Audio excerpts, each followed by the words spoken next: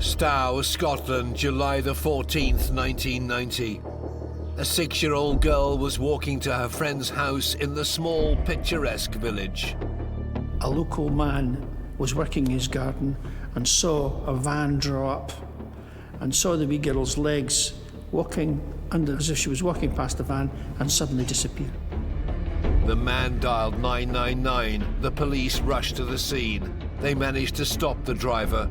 When they opened the back of the van, they made a startling discovery. That child is trussed up. She has a plaster across her mouth. She's got a bag over her head. She's minutes away from suffocating. The driver was a 43-year-old delivery man called Robert Black, a prolific paedophile responsible for the rape, assault and murder of at least 4 young children in the 1980s. This is a man for whom the word depravity could almost be precisely applied. I always feel that what Robert Black did, he did to each and every one of us. He murdered us. He took our lives. Black's reign of terror came to an end that day, but the heinous crimes he had committed against his vulnerable and innocent victims makes Robert Black one of the world's most evil killers.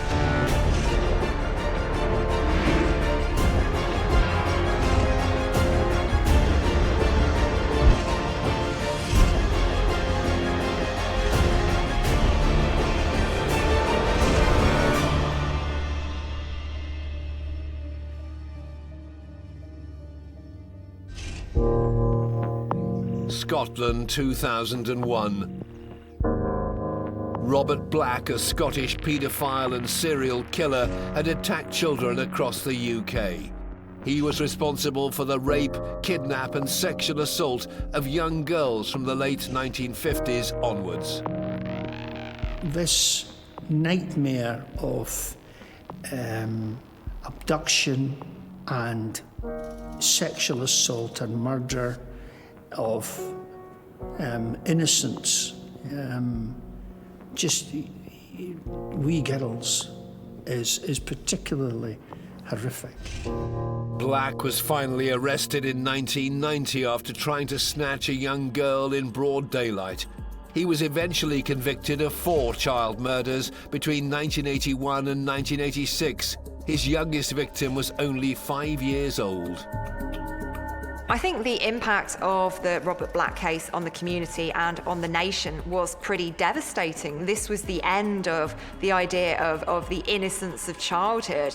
After the Black case, I think parents started putting more restrictions on their children's freedom. Pat Cardy's 9-year-old daughter Jennifer was abducted and murdered by Black in 1981. But it would take several years before she knew who was responsible for killing her daughter. We still miss her, particularly our 2 boys. When she was taken, how hard, how difficult, how heavy it was upon them, not understanding anything, but just knowing that she would never be there again. That was brutal. Journalist Tim Tate investigated Black's life in the hope of discovering why he did what he did. They were terrible crimes. He probably killed more children than any other convicted child sex serial killer in Britain. This killer's story begins in 1947. Robert Black was born on the 21st of April in Grangemouth, about 20 miles from Edinburgh, Scotland. Robert Black's mother was unmarried at the time. There was a real stigma around illegitimacy, so he was given up. Now, his mother went on to get married and to have 4 other children, but she never ever wanted anything to do with Robert Black. So right from the outset, this is somebody who's facing rejection and exclusion. He's somebody who has come into the world with a stigma on him. Black was fostered by Jack and Margaret Tulip, who lived in a remote western Scottish village. They were in their mid-50s. They had no previous experience. They were strict, they were God-fearing, and he's never given their name. He's always Robert Black, something that would have marked him out at the time in that small community. Black later alleged that his foster parents were abusive towards him. The foster father died when he was 5, but the foster mother continued the abusive behaviour that had been perpetrated beforehand. So he was beaten when he wet the bed. Here is somebody who does not have a safe or a secure home environment. This is a young boy who has got no comfort from anybody whatsoever. From this disturbed upbringing, Black unsurprisingly rebelled and developed an unhealthy interest in other children. By the age of 8, he started offending. He's already developed sexualized behavior. He's taking the time and the trouble to peer up little girls' skirts. He has molested, that's putting it gently, a baby. And he's begun to explore bodily orifices. This is the obsession that will be with him all his life. In 1958, Black's foster mother died, and he was sent to a children's home near Falkirk. His fascination with sex continued, and along with some other boys in the house, he tried to rape a 12-year-old girl. I think that act, if you like, was the genesis of Black's paedophilia. At some point, almost every pedophile who's attracted to a very young girl was placed in a sexual situation when the pedophile himself was immature and did not understand what was going on or what the feelings were. And all kinds of strange kinds of almost morbid curiosities are aroused. As the result of the assault, Black was removed from the children's home and sent to a single-sex residential home in Musselburgh. He's 12. He's isolated, he's lonely, he's been physically abused. He's now in this highly regimented, severe, strict disciplinarian regime. And things would only get worse for the 12-year-old. There was a member of staff who had been abusing one of the boys at this children's home. And when that boy reached the age of 16, he left the home. But before that, he was asked to find a replacement. And he essentially recommended Black as the next abuse victim for this staff member. Did this contribute to Black's own offending behavior? Probably. Was it the cause of it? Probably not. Black had already embarked down that road. He was already on the path of being a serial sexual abuser. Well, it's interesting because the abuse that Black suffered at the home was male-on-male sexual abuse. So one's first thought is it wasn't a model for pedophilic behavior, quite the opposite. What happens is that the children who are subject to that kind of abuse become obsessive about sex, especially when it happens before or at adolescence. The abuse continued until Black left the residential home when he was 15. He rented a room in a boys' home in Greenock, a town just outside Glasgow, and found work as a delivery boy. In 1963, age 16, Black approached a 7-year-old girl and lured her into a disused air raid shelter. He promised to show her a box of kittens. He choked her until she became unconscious, and he molested her. He left her for dead. She was later found wandering on her own in tears. At this point, Black is arrested for the first time. This is a really, really significant point in the development of Robert Black's offending. This was an opportunity to intervene. This was a chance to actually stop that behaviour spiralling, or at least put him in a place where he couldn't hurt people.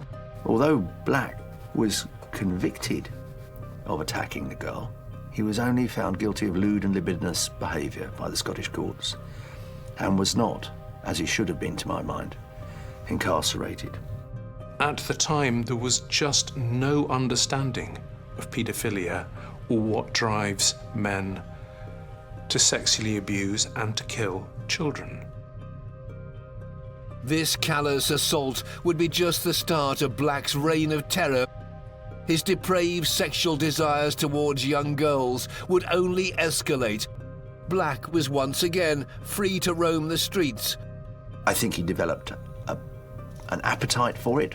I think he thought he could get away with it after the experience in the air raid shelter. I think he felt emboldened by the fact that no one had actually stopped him. In 1966, Black returned to Kinlochleven, where he'd lived with his foster parents. He found lodgings with a couple and their 6-year-old daughter. One evening, the 19-year-old was babysitting the child. Unable to control his urges, Black took the opportunity to violate her. The one thing, though, that many people have speculated about is that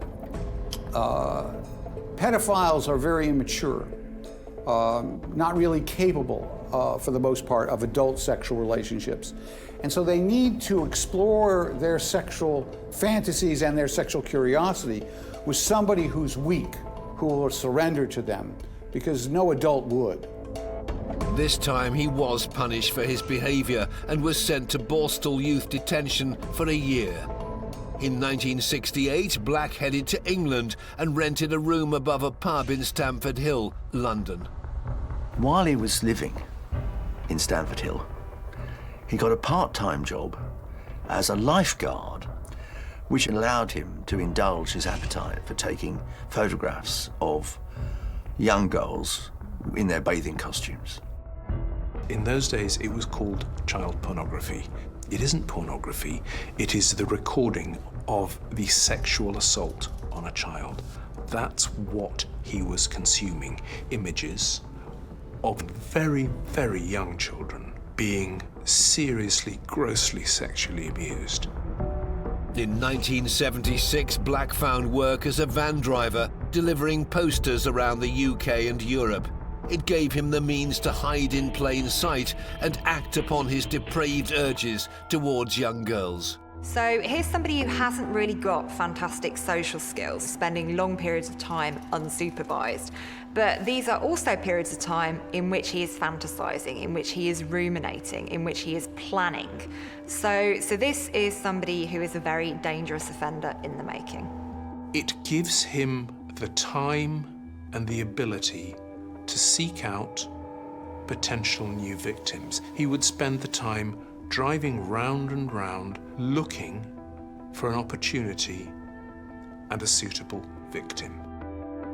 And that opportunity would soon arise. On Wednesday, the 12th of August 1981, 34-year-old Robert Black had taken a delivery job in Ballinderry, a small town in Northern Ireland.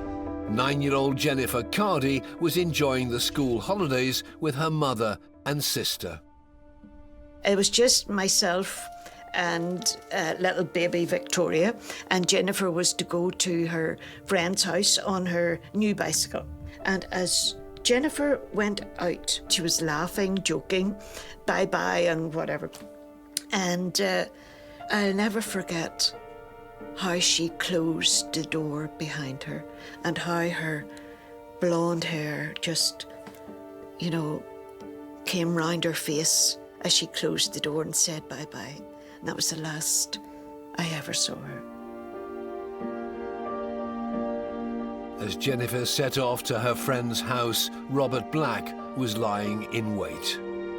She was going about a mile down the road to her friend's house. This particular day, 12th of August, would be her last time because she was to go to a children's camp, and they were so looking forward to it.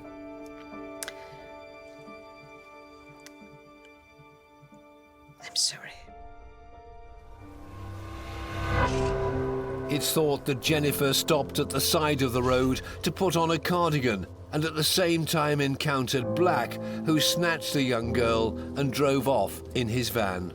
I expected her to be home, and she was always very punctual. And at 4:20, I thought I heard her bicycle being tinkled on the back wall.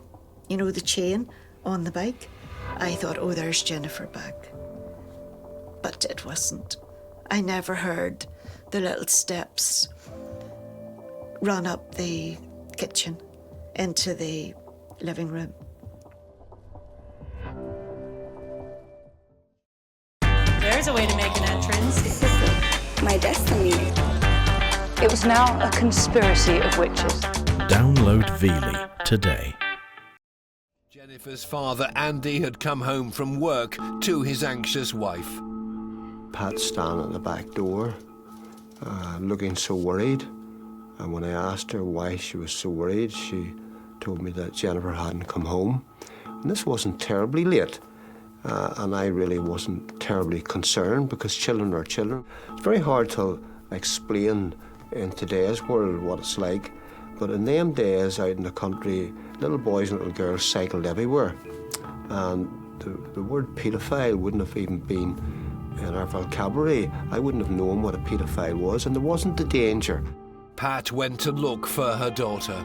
And I set out in the car and realised very quickly that Jennifer had not reached her friend's house. I tried to keep these fearful, panicky thoughts to myself, telling people, oh, it's okay, she's probably at home now. Made my way home, she wasn't home. Growing more concerned, Andy joined the search for Jennifer along with a friend. And we'd found somebody who had seen her go past, and then we found another guy who'd seen her go past, and then she just totally disappeared into thin air. At approximately 9 p.m, the Cardys called the police. The police were very quick to put into action quite a lot of search parties. The army was there, the police was there, the reserves were there. Just before midnight, 2 local men spotted Jennifer's bike lying in a field a mile away from her home. It had been thrown over a hedge. The stand was in the down position, which indicated that she may well have stopped, stood it up to talk to someone. That someone was Robert Black, who almost certainly used a not dissimilar strategy to attract her attention. Oh, I've got a kitten, or would you like to see my puppy? Well, when we realised that Jennifer was most definitely missing, particularly after we found her bike, and then we knew we had a problem. Black was nowhere to be seen. He'd left the area soon after snatching the young girl in his van. Over 200 locals joined the police and the army to help find the 9-year-old. Everyone who lived in Ballinderry was out on those search parties. Everyone who lived within 5 miles of Ballinderry were out on those search parties. No one will ever appreciate how much Andrew and myself and the children appreciated that. As the days passed, the chance of finding Jennifer became less likely. Very hard to explain what it feels like to have a child missing. It was very hard to walk into a room and everything you trip over just reminds you of that child. Wendy house and little things sitting on her dressing table. Then on the 18th of August, 6 days after Jennifer had gone missing, her parents received a phone call. Liaison officer, a lovely girl, still very friendly with her to this day, called and told us that they'd found Jennifer's body. The strange thing about that was that there was a certain amount of relief in that, because you've been looking and wondering for 6 days. You know, at least we had found Jennifer. Jennifer's body was found by 2 duck hunters in the McKees Dam, 10 miles away from where she was abducted. Robert Black had sexually assaulted and strangled the 9-year-old before placing her body into the dam. When I was told that I'd have to go and identify her body, it was an excitement that I was going to see my daughter again. I'll never forget the awfulness of that when I went in, the liaison officer was with me, and I remember so well that she had to hold me up because I would have fainted. So. We got the body of our child back, and she was given a beautiful burial and funeral. Pat and Andy Cardy would have to wait over 30 years before justice was served for Jennifer. Robert Black had got away with murder, and it wouldn't be long before he struck again. In August 1981, after murdering 9-year-old Jennifer Cardy, Robert Black left the country and returned to work.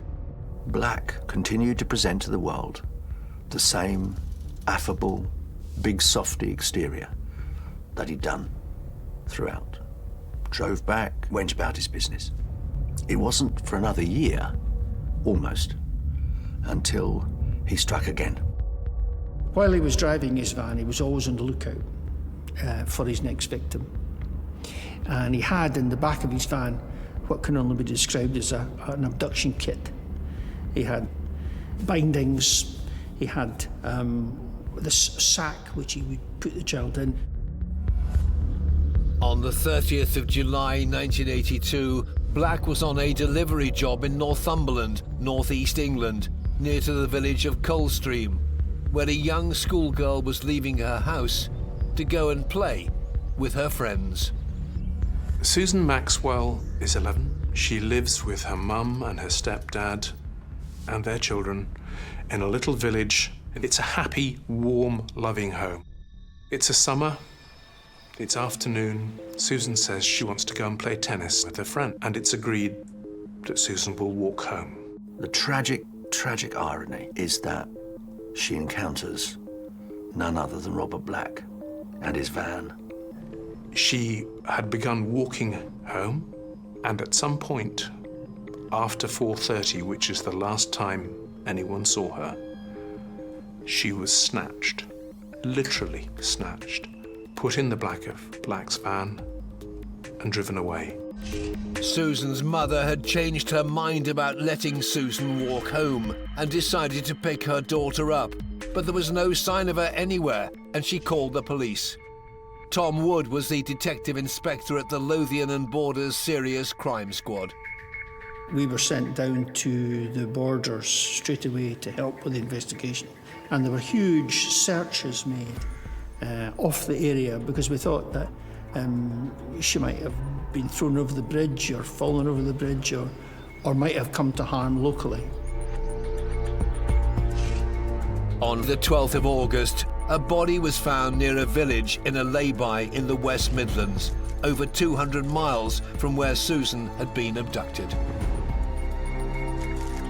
It was the middle of the summer, and so the body was badly decomposed to the extent it was some time before we discovered that it was actually Susan.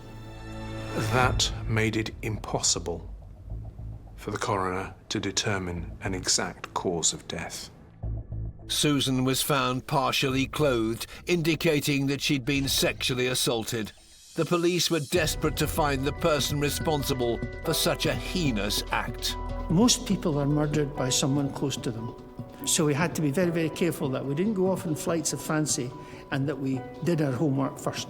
Who was with her? When was she last seen? We then looked at local offenders. Were there any young men around who were committing sexual offences? And then we started on the big investigations looking for vehicles that were seen in the vicinity.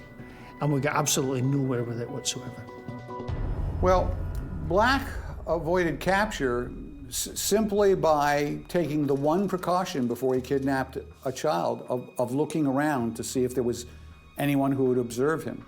That's all he had to do. He had no relationships to the victim. He was willing to move bodies hundreds of miles in order to avoid capture. Black had got away with murder yet again. However, his depraved urges were still there. His next victim would be even younger. On Friday, the 8th of July, 1983, in the seaside resort of Portobello, just outside Edinburgh, 5-year-old Caroline Hogg was at home with her family. It's a summer's evening. She asks if she can go and play on the swings outside in the little park nearby. And they say yes. As the 5-year-old walked to the playground, she was spotted by Robert Black, who was on a delivery job in the area.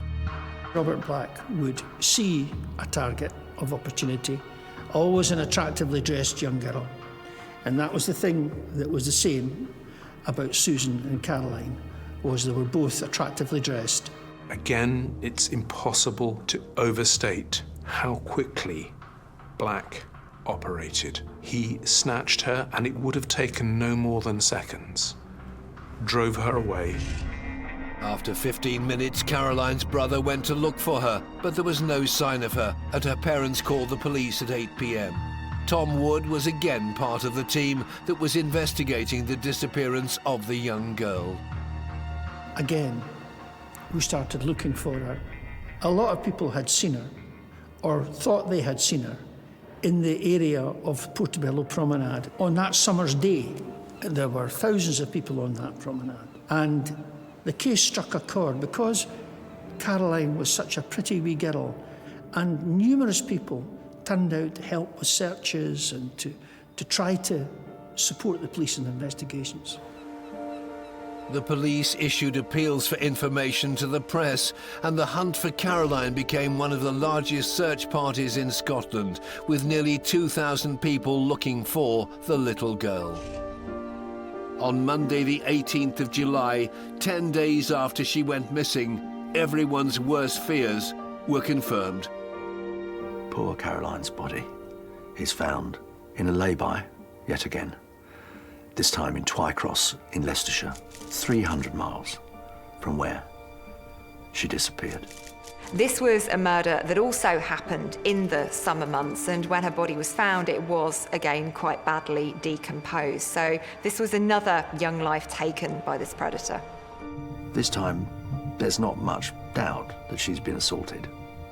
This poor, innocent 5-year-old has been abused by a man who shows no compassion, no conscience, no remorse. But it's almost certain that Black did what he always did. He never saw himself as killing. He saw himself as allowing the child to die. And that allowed him, in his mind, to carry out the awful, horrible, painful abuse on the child's body, which was his pattern. On examining the scene, police found connections with another of Black's victims, Susan Maxwell, whom he'd killed less than a year earlier. We linked the two crimes straight away. They'd been abducted in almost the same circumstances, dragged off the street. They'd been transported several hundred miles.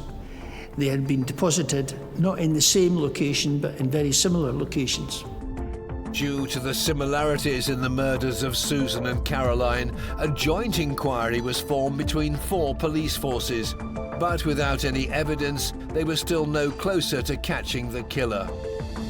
Less than 3 years later, Black would strike again. On Wednesday, the 26th of March 1986, he was on a delivery job in Leeds, near to where 10-year-old Sarah Harper was living.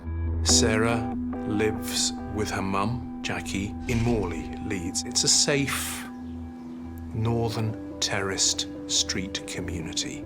After Coronation Street is over, so 8 o'clock, Jackie says to Sarah, "Would you just nip to the corner shop and get us some bread?" Black has been in the area, he's been delivering posters, and he spent time, as was his MO, quartering those streets. At some point, just at the point where Sarah is walking from the corner shop, Black sees her. And once again, within seconds, he grabs her, bundles her into the back of the van, and drives off. And Sarah is never seen again. Yet again, she's disappeared. A young girl has disappeared into thin air. When Sarah did not return home, her family grew concerned and went to look for her. But there was no sign of Sarah, so they called the police. Days turned into weeks. Then on the 19th of April, just over 3 weeks later, her body was found by a dog walker near the River Trent. Her body is found several miles away in this rough geographical area that police came to call the Triangle in the Midlands, the same rough geographical area that Susan Maxwell's body and Caroline Hogg's body were found. The post-mortem showed that Sarah had been sexually assaulted. Black was extraordinarily careful. This wasn't an out-of-control, spur-of-the-moment decision to abduct a child. He planned this. He spent hours, days, looking for suitable victims. Black's modus operandi was fairly simple, similar to almost every pedophile that I've examined. He would drive around. He would look for a child. The child had to have two sets of characteristics that was physical, that had to do with his fixation. And that second criteria was that no adults had to be near that child or nearby responsible for taking care of that child. He would rehearse, he would drive round and round, even if he saw a child who he thought matched his image of an ideal victim. He wouldn't abduct straight away. He would monitor, he would look for escape routes, and only when everything was perfect would he pounce. For Robert Black, these girls were essentially disposable objects. He would abduct them in these blitz attacks off the streets. He'd abuse them, and then he would just discard them. He really was the most remorseless offender. Robert Black had now killed 4 young girls in just over 4.5 years. His appetite for abducting, abusing, and murdering young children would only intensify. The police had connected the murders of 3 of the young victims, but they were no closer to catching the killer. But a chance encounter would soon change everything. In July 1990, Black is still driving his van. And this time he returns to the borders of Scotland, a little town called Stow. A retired post office worker is mowing his lawn when he sees a van pull up. He also sees a young girl walk past the van, and then he sees the young girl lifted up and whisked into the van. With great presence of mind, this guy noted the number of this van accurately and immediately phoned the police. The police attended, and as they were standing discussing the issue on this little road in Stow, Black drives back down the same road where the same post office worker shouts, "That's the van!" And it is the same van, and it is Black driving it. A policeman stepped out, stopped the van, then detained the driver, and then searched the van. First found nothing, and then found the wee girl lying in the bottom of the van in a bag, semi-suffocated. And the man who opens the back doors of the van is the little girl's father, who's a policeman. Can you imagine what impact that must have had on him?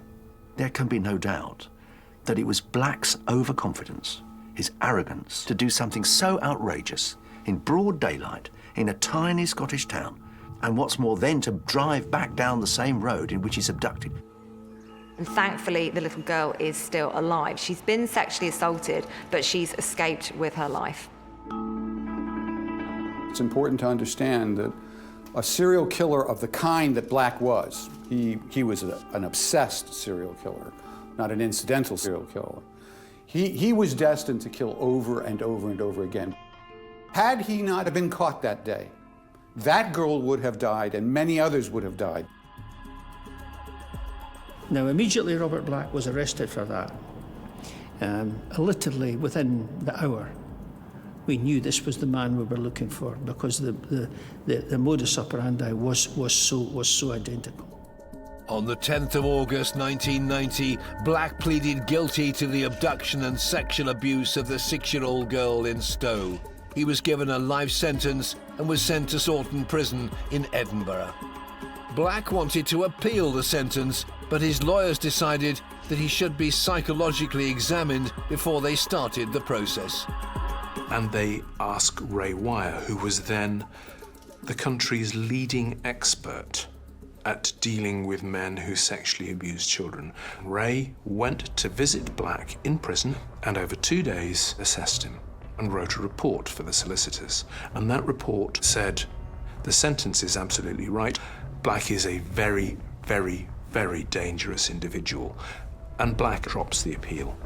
Black then gets in touch with Ray and says, "Would you come and see me again? I want to try and understand why I do this." And Ray agreed. The police were certain that Black was responsible for further abductions and murders of other young children, but they had little evidence to prove it. We tied him to the location of Sarah Harper's abduction, the location of Susan Maxwell's abduction, and Portobello for Caroline Hogg. Now, that's not a lot of evidence. It's still very circumstantial. Without any proof, the police needed Black to confess to his crimes.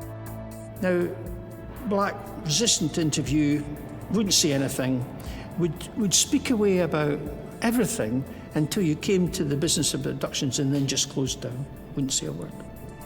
But then there was a breakthrough in the investigation.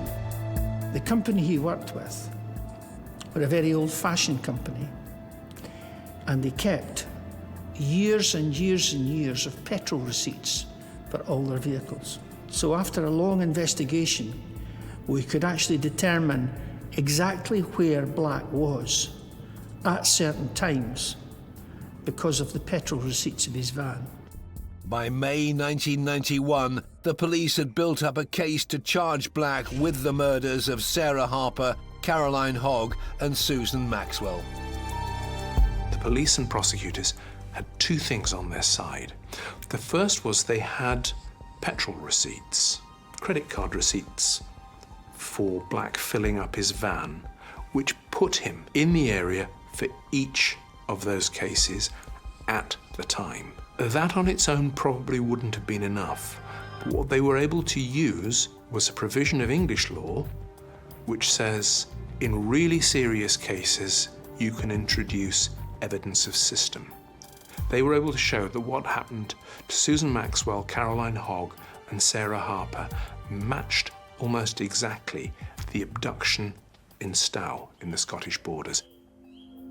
2 years after his arrest in May 1994, Robert Black was convicted of the murders of Susan Maxwell, Caroline Hogg, and Sarah Harper.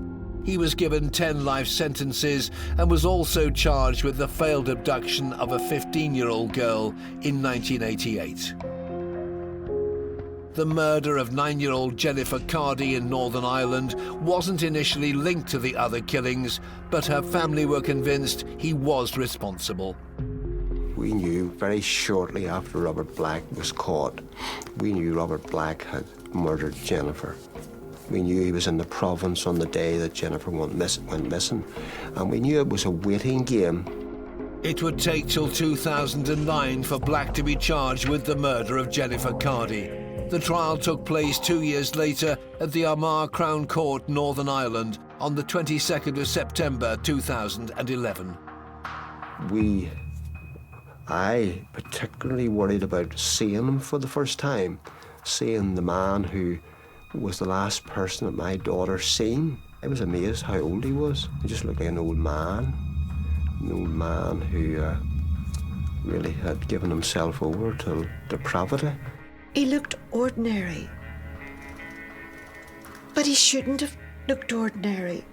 I could have touched the hair that curled at the back of his neck, only he was beyond a perspex glass, but I could have touched him. And now he was real. And Andrea and I both knew the trauma of the impact of seeing this man's face, the man who killed her. The Cardys had to listen to painful details about what had happened to Jennifer. Not only to her, but to every little child he got his hands on. And it was more and more traumatic, cruel, depraved. There was nothing in this man that he could ever have said, "I didn't mean to do it," because he got more aggravated in his depravity And we had to listen to this, and we made ourselves listen to it. What they did hear made them believe that when abducted, Jennifer had fought back. I don't allow myself to think what that innocent, beautiful little girl had to go through. But I'll tell you this, she gave up one big fight, because Robert Black, after that, took shoes off each of his victims' feet after he had killed her. And I know she gave him a hard time. Her wee legs had more fire and strength in them than a lot. On October the 27th, 2011, Black was found guilty of murdering Jennifer Cardy and was sentenced to a further 25 years. Well, my feelings to Robert Black was that certainly I pitied the man. I pity anybody who has an addiction like he had. I pity any man who has allowed himself to go down that road. The police were still determined to hold Black responsible for the abductions of other missing girls. Eventually, they had enough evidence to bring him to trial for the disappearance of 13-year-old Jeanette Tate in Devon in 1978.